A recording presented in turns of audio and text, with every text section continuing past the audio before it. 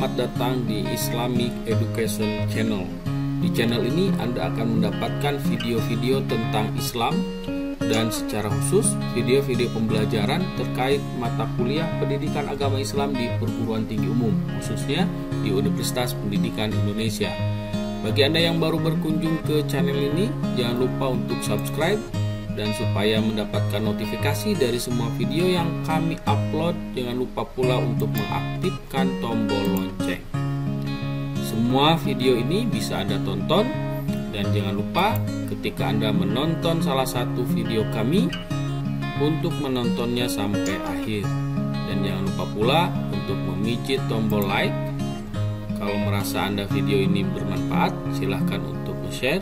Dan kalau Anda pertanyaan serta masukan ke channel ini, silahkan klik di tombol komentar.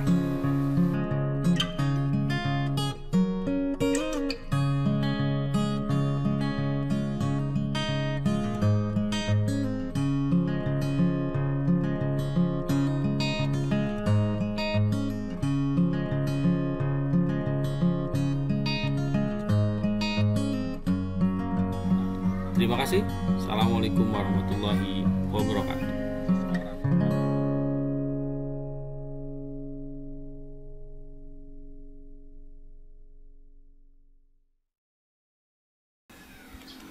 Bismillahirrahmanirrahim. Assalamualaikum warahmatullahi wabarakatuh. Bertemu kembali lagi dengan saya di mata kuliah evaluasi pembelajaran PAI. Kita sudah sampai ke video ketiga dalam topik teknik pengujian reliabilitas tes. Di video ini kita akan menunjukkan langkah-langkah bagaimana menguji reliabilitas tes untuk soal atau untuk instrumen tes objektif. Oke, kita mulai. Nah, untuk analisis reliabilitas tes bagi instrumen tes objektif itu kita bisa melakukan dengan 3 pendekatan. Pertama, pendekatan single test. Yang kedua, pendekatan test retest. Yang ketiga, pendekatan alternate form atau pendekatan double test, double trial method. Nah, di video ini saya akan menjelaskan tentang yang ini saja ya, yang pendekatan single test atau single test single trial method. Apa bedanya? Kalau yang pertama ini, yang single test single trial method itu si pembuat soal itu hanya membuat satu soal dan diuji cobakan selama 1 kali ke subjek yang sama, gitu ya. Jadi hanya mengandalkan 1 kali tes, 1 instrumen tes di subjek yang sama. Nah, sementara yang kedua, single test double trial method itu kita mengujikan soal kita ya 2 kali ke subjek yang sama. Misalkan minggu ini dan minggu depan, dengan catatan selama jeda antara tes pertama dan kedua itu guru tidak menyinggung terkait instrumen tes sebelumnya, gitu. Jadi ini instrumen tesnya sama. Ya. Sementara yang ketiga itu double test double trial method. Ini tanpa jeda, jadi 2 instrumen tes diujikan secara sekaligus ke 1 subjek yang sama tanpa jeda. Jadi misalkan Anda buat paket A, paket B, tapi ini setara ya. Walaupun isinya beda, tapi komposisinya setara. Misalkan mengukur objek yang sama tapi berbeda soalnya misalkan ya, tapi ukurannya sama. Misalkan di bab 1 di konstruknya sama. Bab 1 baik di soal A atau B itu misalkan mengukur C2 ada 5 soal misalkan. Nah, di B1 pun ada bab yang sama, C2 mengukur C2 ada 5 soal, walaupun objeknya berbeda tapi levelnya sama. Nah, ini syarat untuk yang double test double trial method. Sekali lagi, kalau single test single trial method 1 instrumen tes diuji cobakan sekali ke subjek yang sama. Kalau ini 1 instrumen tes dilakukan ke subjek yang sama 2 kali, tapi ada jeda waktu. kalau ini double test method, dua instrumen tes yang sepadan diujikan kepada satu subjek yang sama tanpa jeda waktu secara sekaligus. Nah itu ya, itu ada 3 jenis. Tapi yang akan saya bahas di video ini adalah terkait ini ya, karena memang kita tidak melakukan single test double try method ataupun double test method. Oke, kita lanjutkan. Nah, untuk pendekatan single test itu kita bisa menggunakan 5 rumus. Ya, bisa rumus Sperman-Brown, Flanagan, Rulon, Kunder-Richardson atau Hoyt. Nah, tapi yang akan kita gunakan ya, saya akan menjelaskan yang Rulon saja. Ya, Anda boleh menggunakan ini. Apalagi kalau Anda menggunakannya pakai SPSS kan mudah sekali ya. Ini kan saya menjelaskannya secara manual dulu, menghitung secara manual. Oke, kita lanjutkan langkah-langkahnya untuk reliabilitas tes objektif dengan menggunakan rumus Rulon. Nah, yang pertama itu bagi data nilai menjadi 2 bagian. Ya, itu harus Anda ingat. Jadi yang pertama harus Anda lakukan itu membagi data menjadi 2 bagian. Nah, misalkan kalau jumlahnya 10 ya, maka bagilah menjadi 2. Soal 1 sampai 5 itu namanya belahan kiri atau X. 6 sampai 10 itu belahan kanan atau Y. Nah, apakah ada cara pembagian ini? Ada. Jadi bisa 2 gunakannya. Bisa ganjil, genap, atau tadi atas bawah. Nah, ini Anda masih ingat ketika Anda membuat tabel spesifikasi waktu distribusi nomor soal. Nah, Anda ingat Anda menggunakan yang mana? Apakah Anda menggunakan teknik pembagian nomor ganjil genap atau atas bawah? Nah, kalau di tabel spesifikasi itu Anda menggunakan pendekatan atas bawah untuk penomoran itemnya, maka yang di sini Anda membagi belahan kiri, belahan atas atau belahan bawah, atau belahan kiri atau belahan kanannya itu dengan langsung membagi 2. Misalkan kalau soal Anda 30, berarti X-nya itu soal 1 sampai 15, Y-nya itu soal 16 sampai 30.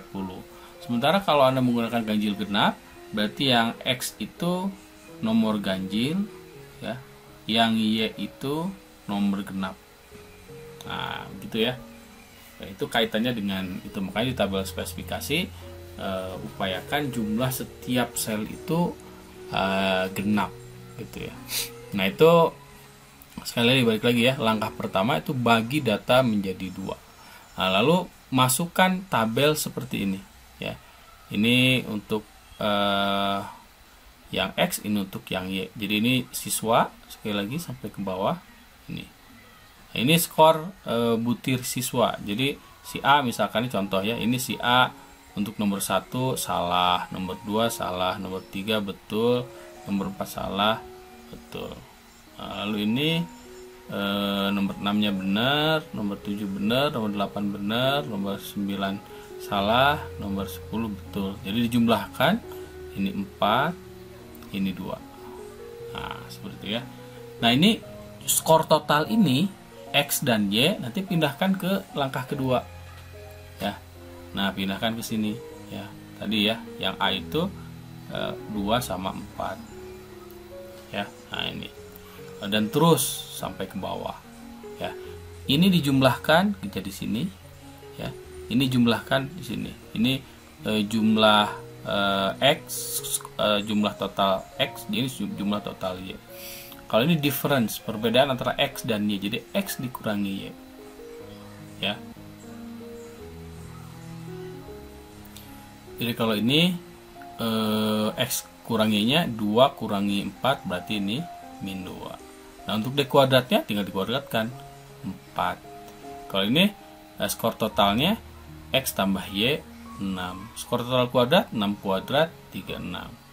Ini jumlahkan ke bawah dan seterusnya. Ini langkah kedua. Saya kira mudah ya, tidak terlalu sulit.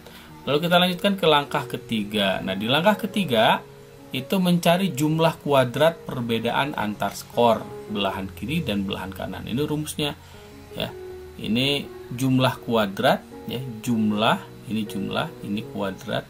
Jumlah kuadrat perbedaan antar skor different. Nah, cara menghitungnya berarti jumlah different kuadrat, berarti yang ini. Nah, ini jumlah different kuadrat dikurangi jumlah different kuadrat per n. Nah, jumlah different yang dikuadratkan, kalau ini jumlah kuadrat different, kalau ini jumlah different yang dikuadratkan itu ini, gitu ya. Ini min 2.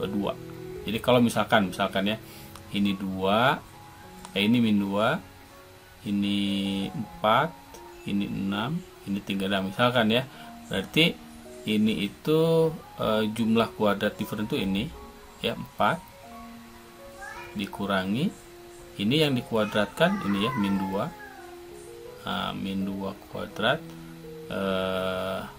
Lalu untuk n nya misalkan ini taruhlah n nya ada 5 lah ya, sampai e misalkan ya, ini tergantung, berarti ini 5. Nah gitu, itu cara menghitung langkah ketiga. Anda selesaikan hitungannya ya, itu langkah ketiga. Lalu selanjutnya langkah keempat itu mencari varian perbedaan antar skor belahan kiri dan kanan dengan menggunakan rumus ini. Jadi ini berarti ini tuh yang ini ya.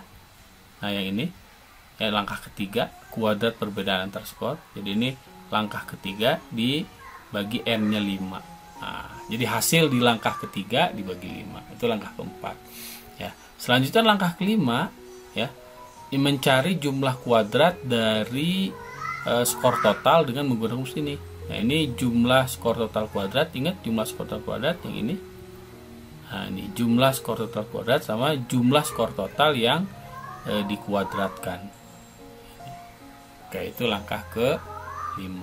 Sementara langkah ke-6 itu mencari varian total dari skor-skor hasil tes. Nah, kalau ini langkah ke ini ya. Nah, ini langkah ke-5. Jadi itu langkah ke-5. Jadi hasil dari langkah ke-5 dibagi n. Nah, n-nya jumlah siswa. Itu ya, itu langkah ke-6. Selanjutnya langkah ke-7 mencari koefisien reliabilitas. Ini rumusnya S1 dikurangi. Nah, ini varian different, varian total. Kalau varian different nanti tadi langkah ini. Nah, ini langkah ke-4 ya. Kalau varian total ini langkah ke-6. Jadi ini langkah 4, hasil dari langkah 4 ya. Ini hasil dari langkah 5. Hasilnya indeks korelasi.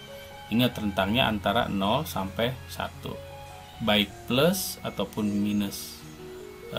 Tidak ada lebih dari 1 ya. Tidak mungkin lebih dari 1. Karena kalau lebih dari 1 berarti itu salah ngitung. Sehingga kita masuk ke, kalau sudah ada indeks korelasinya, kita masuk ke langkah 8, memberikan interpretasi terhadap angka koefisien reliabilitas.